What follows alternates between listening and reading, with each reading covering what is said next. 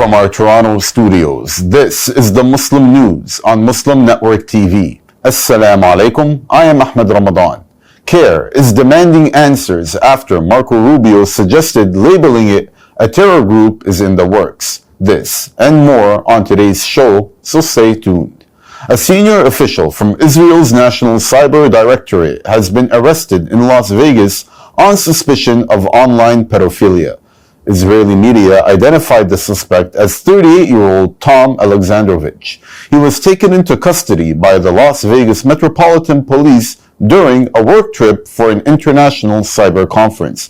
Police said Alexandrovich was among 8 people arrested in a multi-agency sting targeting child sex predators. The suspects face felony charges of luring a child with a computer for a sex act. The Cyber Directorate, which operates under Israel's Prime Minister's office, confirmed the arrest. It said Alexandrovich told his employers he has been questioned by U.S. authorities on matters unrelated to his official duties and later returned to Israel as scheduled. The case has drawn major attention in Israel, given the senior role of the accused within the body that oversees the country's cyber security.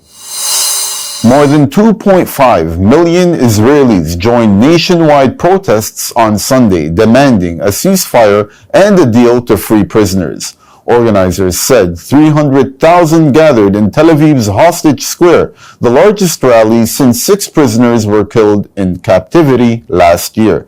Demonstrators blocked highways, burned tires, and clashed with police.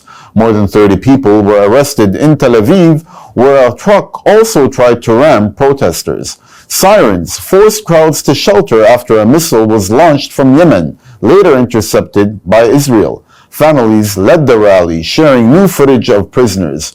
Released prisoners joined calls to keep striking until all detainees were freed.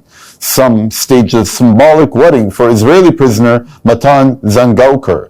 Israeli Prime Minister Benjamin Netanyahu accused protesters of harming prisoner negotiations, but families dismissed his remarks as toxic and detached. Israeli soldiers killed at least 60 Palestinians and injured 344 in Gaza in the past 24 hours. Hospitals say 27 were killed and 281 wounded while waiting for aid, bringing the death toll of aid seekers to 1,965. 19 Palestinians have been killed since dawn Monday, including 8 seeking aid. 5 more deaths from famine and malnutrition were confirmed, raising the toll to 263, among them 112 children.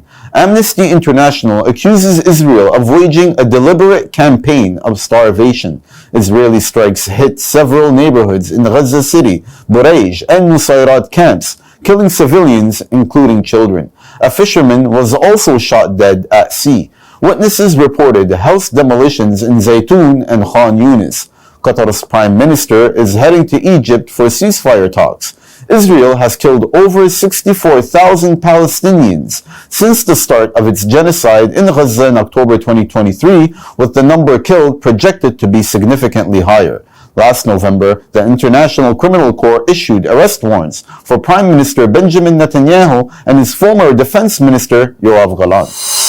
Denmark's Prime Minister Mette Frederiksen says Israeli leader Benjamin Netanyahu should step down, warning his government threatens peace. In an interview with Jyllands-Posten, Frederiksen said Netanyahu's policies, settler violence, new settlements, and rejection of a two-state solution go too far. She said Denmark may use its EU Council presidency to push sanctions on Israel, including trade and research. Measures could target settlers, ministers, or the state itself. She said, like with Russia, sanctions must hit where they work. Frederiksen added that she expects Danish authorities to act if the International Criminal Court issues a warrant for Netanyahu and he enters Denmark. Last year, International Criminal Court issued an arrest warrant for Netanyahu. The Council on American Islamic Relations, or CAIR, has written to Secretary of State Marco Rubio demanding clarification of remarks he made on a radio show. Asked why CAIR and the Muslim Brotherhood were not designated as terror groups, Rubio replied, "All of that is in the works." He was speaking to Sid Rosenberg of Sid and Friends in the morning, who is a notoriously racist radio host. In its letter, CAIR said the response suggested the State Department may be weaponizing federal terror laws against American Muslim institutions. CAIR is the largest Muslim organization in the United States and has received more than 70 awards and recognitions in the last 10 years for its civil rights work. The group warned that this would punish advocacy and silence dissent. CAIR linked Rubio's attacks to its stance on Israel's genocide in Gaza, saying pro-Israel lobbyists and anti-Muslim groups smear it to block Palestinian rights work. The letter stressed that claims tying CAIR to Hamas or the Muslim Brotherhood are conspiracy theories that have long been debunked. CAIR defended its 30-year record against extremism, bigotry, and terrorism. The group noted that ISIS once targeted its leaders for condemning violence committed by the group in the name of Islam. CAIR urged Rubio to assure that free speech and disagreement will not be criminalized in the United States. A family in San Bernardino, California says they survived a terrifying encounter with masked federal agents. Customs and Border Protection officers surrounded their truck on Saturday and ordered them out. A video shows agents refusing to identify themselves before smashing windows. The driver, identified only as Francisco, sped off as shots rang out. He later called police saying masked men had fired at his truck.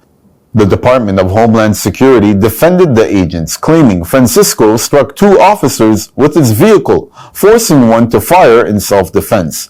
But the family insists the officers never showed warrants or identification.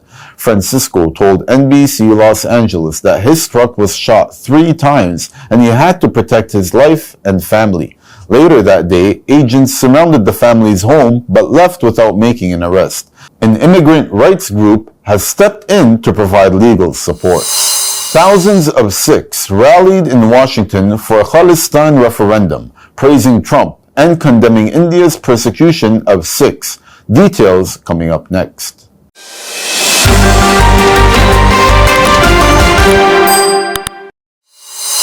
Welcome back. President Donald Trump and Ukrainian President Volodymyr Zelensky expressed hope that critical talks at the White House could open the door to trilateral negotiations with Russian President Vladimir Putin aimed at ending the war in Ukraine. The hastily arranged meeting followed Trump's summit with Putin in Alaska, where he said the burden now falls on Zelensky to agree to concessions that could bring peace. After being excluded from Friday's talks, a group of senior European leaders are joining the summit. Ahead of the meeting, Trump suggested Ukraine should drop its NATO ambitions and abandon efforts to retake Crimea, which was annexed by Russia in 2014. He also reposted a message warning Ukraine risked losing more territory if the war continued. Zelensky responded in a Facebook post, vowing Ukraine would not surrender Crimea or give up its NATO goals and saying Russia must hear the word stop. At the White House, Trump said the United States would provide security guarantees, but emphasized Europe remains the first line of defense. He voiced hope for a lasting peace and said trilateral meeting with Putin offered a reasonable chance to end the war. Meanwhile, Russia launched new strikes on Kharkiv and Zaporozhye, which Zelensky condemned as attempts to derail diplomacy. The head of the Texas Funeral Service Commission is facing questions after a series of text messages targeting Islam. Board Chair Kristen Tips sent late-night messages to then-Executive Director Scott Bingaman that included false claims about the Holy Quran and links to right-wing media. The message coincided with Governor Greg Abbott's push to investigate a Plano Islamic Center's funeral practices.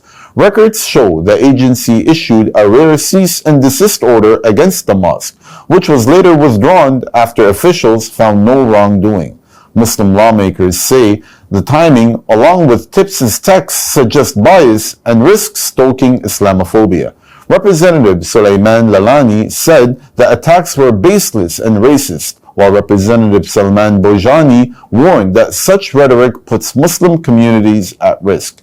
Observers argue the controversy undermines trust in a state agency that should protect all Texans, not target religious minorities.